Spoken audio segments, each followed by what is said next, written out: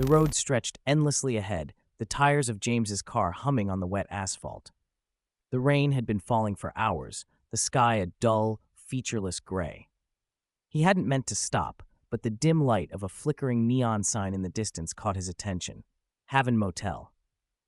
James had been driving for what felt like days, tired and hungry, with nothing but the endless road stretching before him. As he approached, he noticed the motel seemed oddly out of place, isolated, weathered by time, and looking as though it hadn't been touched in years. But he didn't care.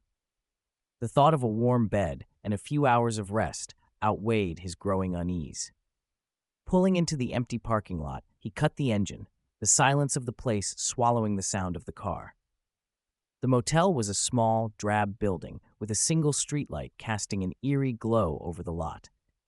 It felt abandoned, yet somehow the lights in the windows flickered weakly, and a faded vacancy sign hung crookedly above the front door. Inside, the air smelled of old wood and dust. The lobby was empty, save for a man sitting behind the counter, thin, with a hollow look in his eyes. He didn't greet James, his attention consumed by the register. James approached the counter and hesitated before speaking, glancing down at his wallet. He had barely enough for a meal, let alone a night in a motel. He asked if there was any possibility of a discount, mentioning his lack of funds. The clerk barely looked up, his hands still moving mechanically over the counter. After a moment, he spoke in a tone so flat it might as well have been rehearsed, offering a special rate if James agreed to a strange condition. The clerk said there was an option for guests who didn't mind staying behind a locked door.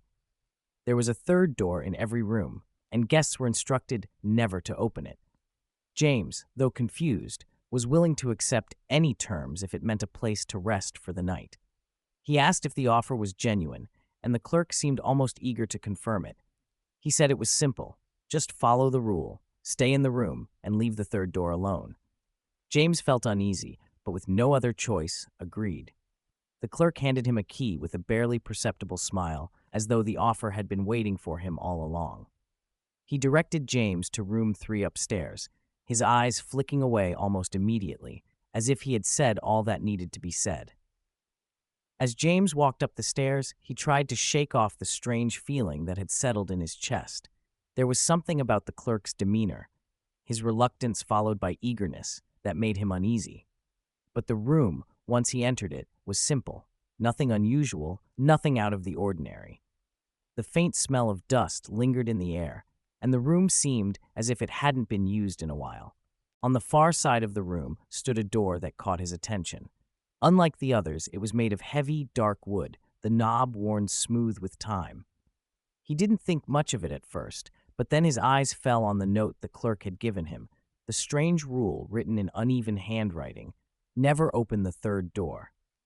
James couldn't help but feel a slight tug of curiosity, but he shook it off, dismissing the thought. It was just a rule. There was nothing to worry about. He couldn't afford to indulge in strange thoughts. He lay on the bed, the air in the room growing heavier as the minutes passed. There was a slight hum from the air conditioning, and in the stillness, he found himself listening to the faintest scratching noise. It was distant, almost like the wind, but the weather outside was calm. The sound came again, this time louder, more deliberate. He sat up, glancing toward the door. The scratching seemed to be coming from behind the third door. A chill ran through him as he stared at it, the faintest sense of dread creeping over him. The rules echoed in his mind. Never open the third door. But the sound continued, persistent, scratching and scraping. It wasn't the wind. Then, as if from the shadows, a voice called out, so faint it might have been his imagination. It whispered his name. James stiffened, his heart racing. He wanted to dismiss it, tell himself it was nothing, just a trick of the mind. But the voice grew clearer, and with it, the sense of unease in the room deepened. The voice seemed to come from behind that locked door, soft but distinct. He had heard it clearly. It was calling him. The silence that followed was even more unnerving than the sound itself. The room was still, and the faint noise of scratching disappeared. James remained frozen, listening, but nothing came. The air felt thick, oppressive. Eventually, he crawled back into bed, pulling the covers tightly around him. He closed his eyes, hoping that sleep would take him and offer a respite from the strange unease that clung to the room. But sleep did not come easily. The room felt colder now, the air thick with something unseen. The night stretched on, long and restless, and the scratching never returned. But the whispers had only just begun. James lay awake in the dim light, staring at the ceiling, his mind racing. The silence of the room was almost unbearable, a heavy weight pressing down on him. He couldn't shake the strange feeling that had settled in his chest. The clerk's offer had been odd enough, but the third door, what was behind it? His thoughts kept drifting back to that faint, scratching sound, the whisper of his name. It hadn't been the wind. There was something else in that room, something just beyond reach. He knew he should ignore it, follow the rules, and sleep. But the feeling gnawed at him, the desire to know more, to understand the strange, unspoken thing that waited behind the third door. The night stretched on, endless and oppressive. He finally managed to fall into a restless sleep, his dreams filled with distorted shapes and dark corners. The air in the room grew colder as the hours passed, a chill that seemed to seep from the walls. He woke in the early hours of the morning, his skin clammy, his breath shallow. Something had changed.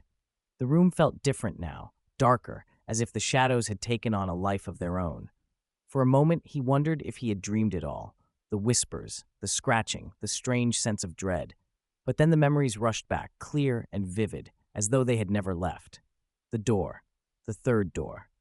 James had not meant to get out of bed, but he found himself standing, drawn toward the far side of the room. His body moved as if controlled by some unseen force, his feet carrying him without his consent. The third door was just as it had been before, solid, heavy, and foreboding. The knob was old, the wood darkened with age, and there was an inexplicable pull to it, something magnetic that tugged at his core. He stood there for what felt like an eternity, staring at it, his hand hovering near the knob. The rules ran through his mind. Never open the third door, but the temptation was unbearable, a need to know what lay on the other side, to unravel the mystery that had begun to consume him. With a shaking hand, he reached for the knob. The second his fingers made contact, the room seemed to hold its breath. A sudden rush of cold air filled the space, and the faintest sound, scratching, came from behind the door. The sensation of being watched overwhelmed him, as if unseen eyes were upon him from the other side, waiting for him to make his move. He drew back his hand, his heart pounding in his chest. It wasn't the wind. It wasn't his imagination. The door was alive somehow, aware of his hesitation. James's mind screamed at him to step back, to leave it alone. But the whispers returned, now louder, more insistent, calling to him in a voice he couldn't ignore. The voice called his name again. He staggered back, suddenly aware of his breathing, ragged and shallow. Sweat beaded on his forehead as he struggled to steady himself. His body screamed for him to turn away, but the door called to him in a way he couldn't describe, a dark curiosity gnawing at him, urging him to open it. He backed away slowly, fighting the urge to run. His fingers ached from the pressure of resisting the pull, but he forced himself to return to the bed, to lie down, even though the room still felt suffocating, as if the walls themselves were closing in. He closed his eyes, trying to find peace in sleep, but the cold air lingered, filling his lungs with each breath. He could feel the door still there, waiting, its presence a constant reminder of something just beyond his reach. The night stretched on, and though he eventually fell into a fitful sleep, the whispers never truly stopped. They echoed in his mind, haunting him as he drifted in and out of uneasy dreams. The door, the third door, lingered like a shadow at the edge of his thoughts. The morning arrived as a thin sliver of gray light filtered through the curtains. James awoke with a jolt, his body stiff and his mind clouded with confusion. He couldn't remember when he had fallen asleep or how long he had been lying there, but the disorienting sense of dread from the previous night still clung to him. His breath was shallow and his pulse was racing as if he had been running. The room felt colder now, the air thick with something unspoken. He had barely slept. His mind kept returning to the door, the third door, and the whispers that had seeped into his dreams. It wasn't just the voice. There was something wrong, something unnatural about the way it had called to him, as if it were reaching out from the other side. He tried to push the thoughts away, to force himself to ignore the nagging feeling that had settled in his chest. He couldn't afford to be afraid. He had made it this far. He would leave the motel today and put the strange rules and the unsettling night behind him. But when he sat up, his eyes immediately drifted to the door. He couldn't stop himself. His gaze was drawn to it, as if it had become the focal point of the entire room. The old, dark wood, the knob that gleamed faintly in the low light. There was something in the way it stood, so quiet, yet so present. It didn't belong. James stood, his legs shaky, and walked toward it without thinking. His heart pounded in his chest, and his skin prickled with the cold. He didn't want to touch it again, didn't want to acknowledge the strange force that seemed to come from the other side. But as his fingers hovered near the knob, he could feel it, the pull. The door seemed to call to him once more, as though it were waiting. He pulled his hand back, forcing himself to retreat. The room seemed to hold its breath as he stepped away, but there was no escaping it. The voice was still there, faint, almost imperceptible, but there all the same. It whispered his name again, this time so softly he could barely make out the sound, as if it were coming from the farthest reaches of the room. James backed away from the door, his heart racing, his hands clammy. He could feel a thin layer of sweat on his forehead, the pressure of the air growing thicker, as if the room itself was closing in on him. He didn't know what was happening, but he knew he had to leave. He needed to leave this place, get away from the oppressive atmosphere that had already seeped so deeply into his bones. But when he reached for the doorknob to leave the room, his hand froze. The whispers had stopped. The silence was deafening. And in the stillness, there was only one sound left, the unmistakable scratching noise coming from behind the third door. James froze, his body rigid with fear. The sound was louder now, more distinct, like nails scraping against wood. It wasn't the wind. It wasn't his imagination. The door was awake again, responding to his presence. He wanted to turn away, to flee, but his body refused to obey. His feet felt as if they were glued to the floor, his fingers trembling on the handle of the door to the room. In that moment, the door seemed to pulse with an energy he couldn't explain. There was something beyond it, something that was waiting for him. The realization hit him all at once. He couldn't leave. Not until he knew. The curiosity had grown into something darker, something consuming. The whispers returned, louder now, insistent. "Come closer," they seemed to say. "Come closer and listen." His legs moved before his mind could protest, and he stepped toward the third door once more, as if pulled by invisible strings. The closer he got, the more the air seemed to press down on him, thick and suffocating. The scratching was louder now, frantic, and the voice, though still faint, seemed to be saying something more. As his hand hovered near the knob, the room around him seemed to shift. The walls pressed inward, the space narrowing, and the temperature dropped, a freezing chill that sent a tremor through his spine. He could feel the weight of the room, as if it were alive, as if it were waiting for him to make his move. His fingers brushed the knob. The air seemed to crackle with tension. The room was silent, save for his ragged breath and the sound of his heart hammering in his chest. He should have turned away. He should have left. But the temptation was too strong. The door called to him in a voice he couldn't ignore. Before he could stop himself, before he could even think, his hand turned the knob. The knob turned easily, as though the door had been waiting for him all along. James's heart raced as the room seemed to exhale in a way that felt unnatural, as if the very air itself was relieved by his action. He hesitated for a moment, his fingers still on the worn brass, but there was no going back now. The room felt as if it were holding its breath, waiting. As he pushed the door open, the air around him thickened, growing even colder. The room on the other side was dark, its edges shrouded in shadows. The only light came from a faint, flickering bulb overhead, casting long, distorted shadows across the floor. The air was thick with dust, and the scent of decay hung heavy in the atmosphere. James stepped inside without thinking, his feet moving as if they knew where to go.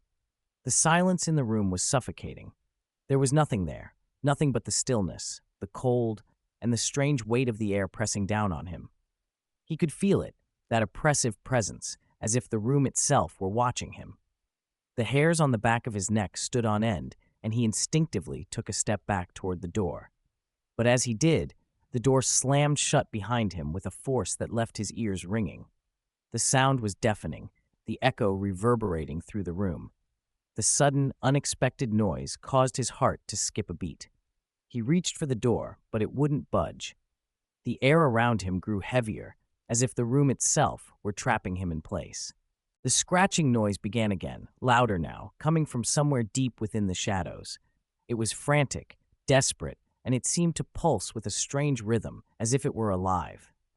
James felt his pulse quicken in response, his entire body tense with fear. Something was behind him, something that wanted to be heard, but as he turned around, the shadows seemed to swallow the room. The light above him flickered, casting eerie, jumbled patterns across the walls. In the center of the room stood a large wooden chest. It was old, its surface scuffed and worn, the edges chipped with age. There was no doubt in his mind, this was where the scratching had come from. This was the source of the noise. James approached cautiously, his breath shallow, his heart pounding in his chest. Every instinct in his body screamed for him to leave, to turn around and escape while he still had the chance. But he was rooted to the spot, his body unwilling to obey his mind. The chest beckoned him, the scratching louder now, as if whatever was inside was desperate to get out. He reached out, his hand trembling as it hovered over the lid. The scratching stopped. For a moment, there was only silence. James held his breath, the anticipation thick in the air. But then, a voice whispered from within the chest, soft at first, then growing louder, clearer. It spoke his name. James froze, his heart racing as the voice echoed in his ears. It was not the same voice as before. This voice was colder, more hollow, as if it were coming from somewhere deep beneath the earth. But it was unmistakably his name, spoken with an unnatural familiarity. The shadows in the room seemed to move as the voice called to him again. "James, come closer." He stepped back, panic rising in his chest. The chest seemed to grow larger before his eyes, its presence suffocating. The voice came again, this time accompanied by a low, guttural growl, like something ancient and powerful stirring beneath the surface. James felt a coldness seep into his bones, the chill of something not quite human.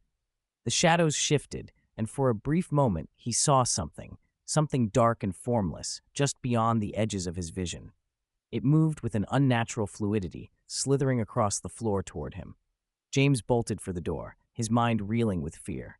He reached for the handle, but it was still locked, just as before. He tried to push, to force it open, but it wouldn't give. The room seemed to close in around him, the air thick with an unseen presence. The shadows were all around him now, whispering, murmuring, their voices a chorus of something ancient, something hungry. The chest rattled, as if something within it was desperate to escape. The sound was deafening, the walls shaking with the force of it. The air grew colder still, until James's breath came out in misty clouds. "James." The voice came again, louder now, but not just from the chest. It was everywhere. It was in his mind, in his blood, in his soul. The room was suffocating, and James was drowning in it. And then, just as suddenly as it had begun, the voice stopped. The silence was absolute. James stood frozen, his hand still on the door, his heart pounding in his chest. He didn't know how long he stood there, but the air was thick, still, as if time had stopped altogether. The shadows seemed to retreat, pulling back into the corners of the room, leaving him in the oppressive silence. He didn't know what had happened. He didn't know what he had just experienced. But one thing was clear: the room had changed him. Something in that place had touched him, had marked him. The door finally opened. James stumbled backward as the door finally creaked open, the sudden movement breaking the stillness of the room. His chest was tight with fear, his heart hammering in his ribcage as he stepped away from the door. The oppressive weight of the shadows seemed to linger in the air, pressing down on him. He glanced over his shoulder, expecting to see something, anything, but the room was empty. The chest, the shadows, the voice, it had all faded. The room was still, eerily still, but something was wrong. James could feel it in his bones. The silence was too absolute, too perfect. He was no longer sure if he had truly escaped whatever force had trapped him in that room, or if it had simply retreated for the moment, waiting for him to let his guard down. He needed to leave. The air was heavy with an unnatural chill, and every breath he took seemed to be laced with an invisible weight, as if the room were pressing against him from all sides.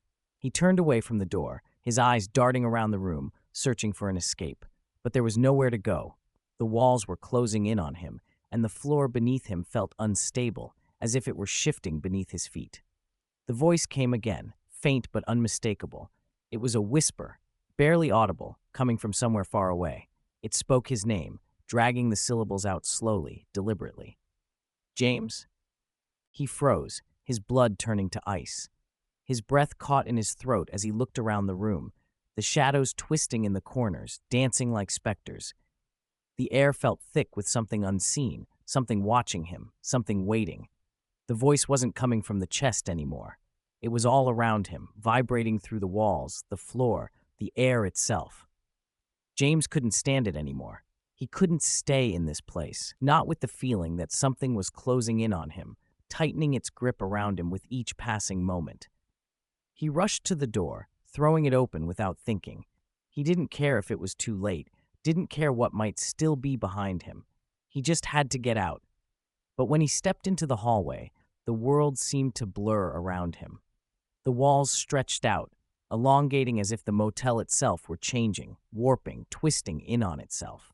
The hallway was no longer the one he had entered. The space seemed endless now, the lights flickering above him in time with his panicked heartbeat. Something was wrong. Everything was wrong.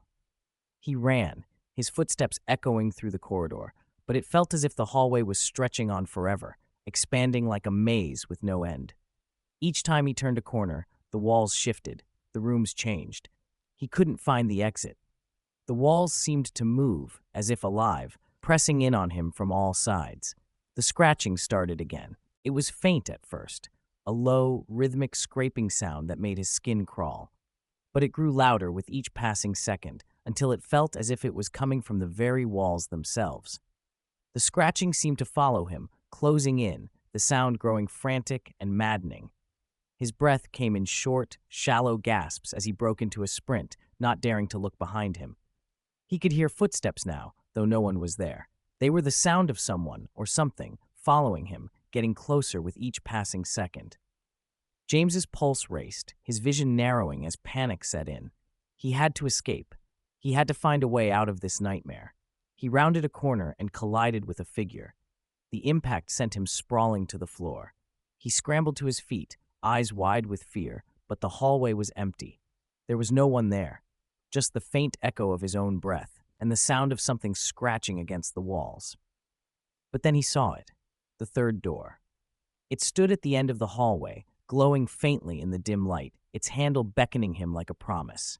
He was drawn to it, his feet moving toward it, as if pulled by an unseen force. His body felt heavy, like it was no longer his own, as though something was controlling his every movement. The closer he got to the door, the more oppressive the atmosphere became. The walls seemed to close in, the air growing thicker, colder. The whispers returned, louder now, echoing in his ears, filling his mind. James. He reached for the door, his hand trembling, his vision blurred, his head spinning as he grasped the handle. And then, in the silence that followed, James realized with chilling clarity that he had stopped moving. The world had stopped spinning, the scratching had stopped, everything had stopped. But as he tried to take a step back, he couldn't. His legs refused to move, his body frozen in place. The door behind him was closing, the sound of the lock clicking shut, sealing him in. James could feel his body tremble as he stood in front of the third door, his hand still gripping the cold metal knob. The hallway was silent, yet the tension in the air felt suffocating. His mind raced with thoughts of escape, of running, but his legs were immobile, his body unwilling to listen. His fingers tightened on the knob, the cold metal biting into his skin. The door pulled him in. He didn't know how it happened. One moment, he was standing in the hallway, and the next, he was inside the room. It wasn't the same room he had entered before. This one was darker, its edges shrouded in deep shadows that seemed to move on their own.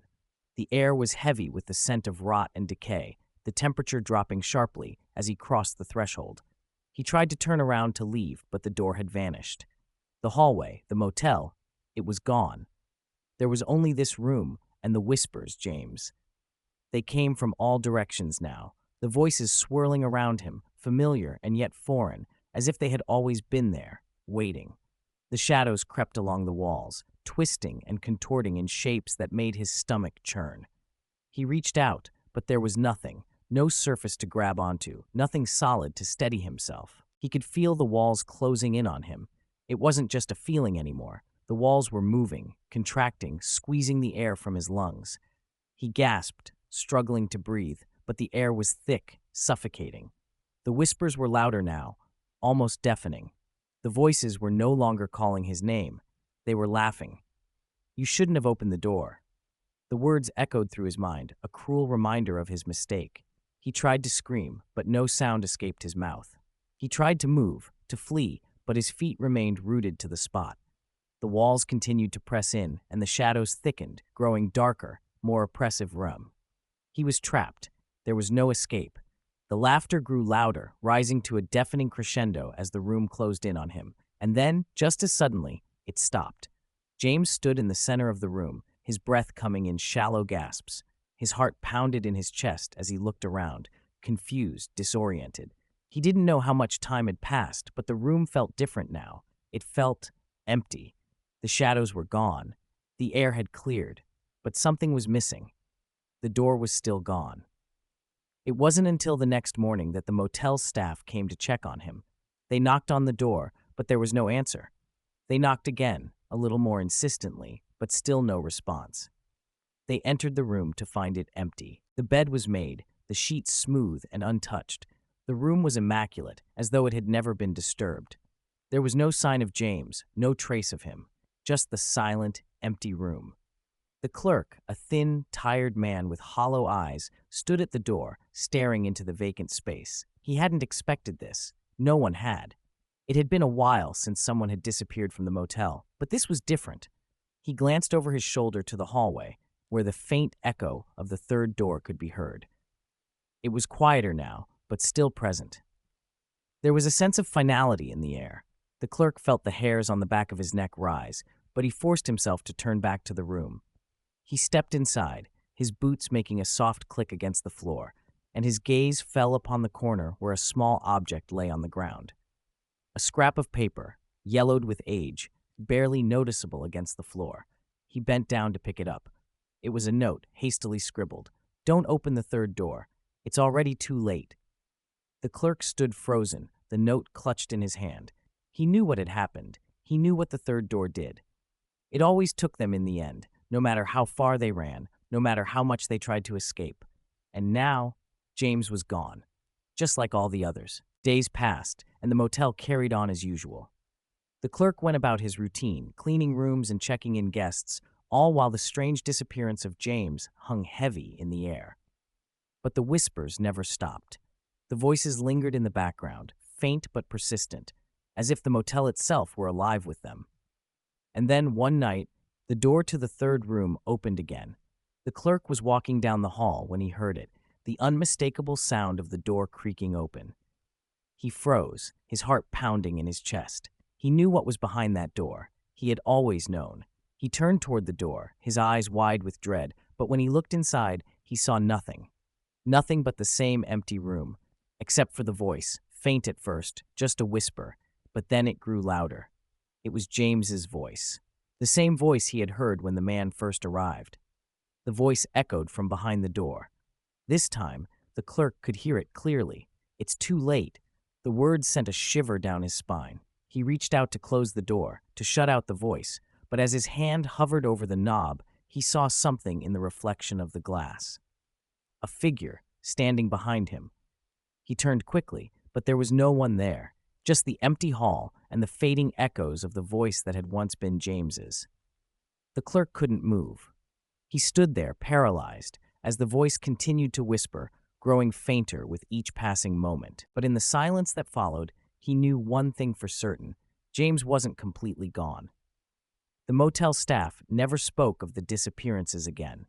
They carried on with their work, their faces pale and haunted, their eyes always flickering nervously toward the third door. The whispers never stopped, and each new guest who checked in was greeted with the same hollow smile, the same muted warning. They all knew. They had seen it. The door was not just a door. It was something else. A portal. A passage to something dark. Something unexplainable. Something that took and never gave back. The third door was always there, waiting for the next victim. And as the years passed, the story of James, like all the others, faded into the echoes of the motel, lost in the shadows of the walls. But the door remained, ever present, ever hungry, and it would never stop calling.